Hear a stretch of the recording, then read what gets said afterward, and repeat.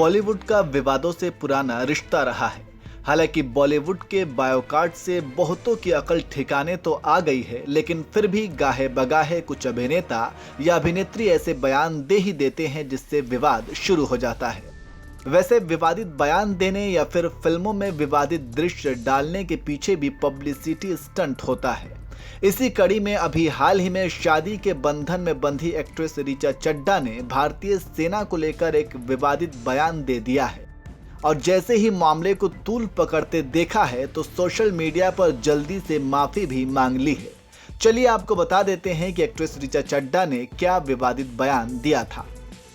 ऋचा चड्ढा ने ट्विटर पर जनरल द्विवेदी के एक बयान को साझा करते हुए लिखा था, गलवान सेज हाय, मतलब गलवान आपको याद कर रहा है। अब आप सोच रहे होंगे कि ऋचा चड्ढा ने ऐसा क्यों लिखा था। दरअसल इंडियन आर्मी के उत्तरी कमांड के commander in chief lieutenant general Upendra Dwivedi ने अपने एक बयान में कहा था कि जब भी भारत सरकार आदेश देगी, सेना पीओके पर कार्रवाई के लिए तैयार है। रक्षा मंत्री gave the statement about the POJK.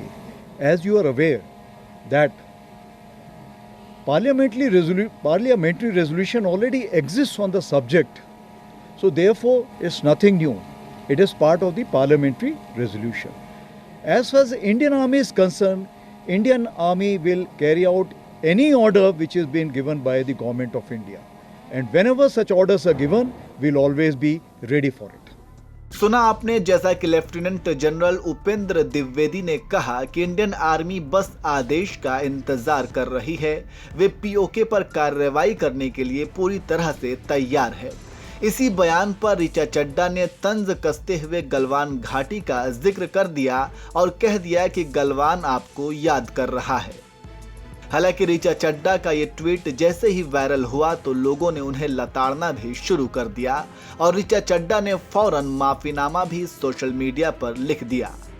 उन्होंने माफी मांगते हुए ट्वीट किया, अगर मेरे 3 शब्दों से किसी की भावना को चोट पहुंची है तो मैं माफी मांगती हूं। साथ ही यह भी कहूंगी कि अगर मेरे शब्दों की वजह से फौजी भाइयों को तकलीफ हुई है तो मुझे इस बात का अफसोस है। इसके अलावा ऋचा चड्ढा ने अपनी माफी वाली पोस्ट में अपने नाना का भी जिक्र करते हुए लिखा, मेरे नाना जी फौज में रहे, लेफ्टिनेंट कर्नल रहते हुए उन्होंने भारत चीन की लड़ाई में पैर में गोली खाई थी। जब देश का एक बेटा देश की रक्षा करते हुए शहीद होता है तो उसका असर उसके परिवार समेत हम सब पर पड़ता है। मैं निजी तौर पर जानती हूं और यह मेरे लिए एक इमोशनल मामला है। हालांकि ऋचा चड्ढा को सोशल मीडिया पर जमकर ट्रोल किया गया तो वहीं कुछ लोगों ने एक्ट्रेस के इस बयान का समर्थन भी किया। एक यूजर ने लिखा, मैं ऋचा चड्ढा से सहमत हूं। जिस तरह से सरकार गलवान और चीन को संभाल रही है, इस मामले में बहुत गरीब है। हम अपनी सेना के साथ बिल्कुल एक हैं, लेकिन गलवान को भी याद दिलाना चाहते हैं।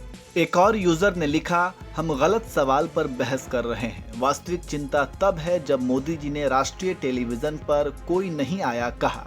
फिर हमारे 20 जांबाजों को किसने मारा? आइए यहाँ ध्यान दें, ना कि एक एक्ट्रेस ने क्या ट्वीट किया। एक और यूजर ने लिखा, निकम्मे लोग बस इतना ही कर सकते हैं। वो हमारी सेना के सर्वोच्च बलिदान को महत्व नहीं देती, जिसने इसे हमारे देश की रक्षा करने के योग्य समझा। तो इस तरह से ऋचा चड्ढा के विवादित ट्वीट के बाद मामला गर्मा गया है और लोग तरह तरह की प्रतिक्रिया दे रहे हैं। वैसे आप ऋचा चड्ढा के इस विवादित ट्वीट पर क्या कहेंगे, कमेंट करके जरूर बताएं।